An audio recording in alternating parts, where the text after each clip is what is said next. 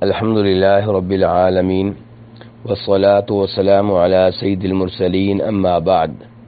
ایک بہن سوال کرتی ہیں کہ میرے فرد روزے رہتے ہیں، اگر میں 9 یا 10 محرم کو اپنے فرد روزے رکھوں تو کیا مجھے 10 محرم کے روزے کا ثواب ملے گا؟ 9 محرم کے روزے کی جو فضیلت ہے وہ مجھے بھی حاصل ہوگی؟ تو گزارش یہ ہے کہ بہتر یہی ہے کہ انسان 9 محرم اور 10 محرم کو نفلی روزے رکھے اور فرد روزے اس سے پہلے رکھ لے، اور اگر نہیں رکھ سکا تو ان 2 روزوں کے بعد میں رکھ لے۔ لیکن اگر کوئی آدمی اپنا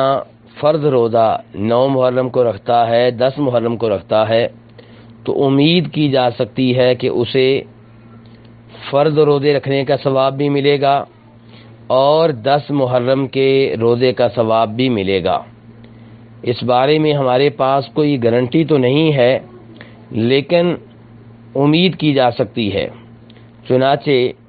سعودی عرب کے مشہور و معروف مفتی شیخ ابن عثیمین رحمہ اللہ فرماتے ہیں کہ جو یوم عرفات کا روزہ رکھے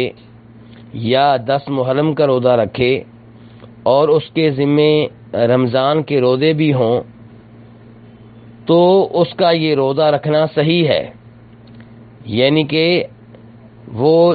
یوم عرفات یا 10 محرم کو نفلی روزہ رکھتا ہے، حالانکہ اس کے ذمے فرض روزے ہیں، تو اس کے یہ نفلی روزے درست قرار پائیں گے، یہ فرض روزے بعد میں وہ رکھ لے۔ وہ فرماتے ہیں لیکن اگر وہ یہ نیت کر لے کہ میں نے یوم عرفات یا 10 محرم کو رمضان کا روزہ رکھا ہے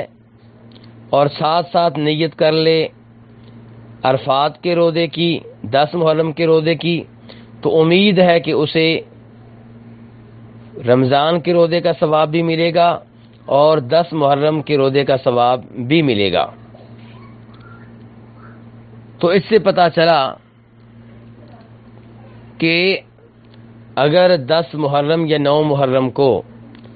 فرض روزہ رکھا جائے اور ساتھ ساتھ نیت کر لی جائے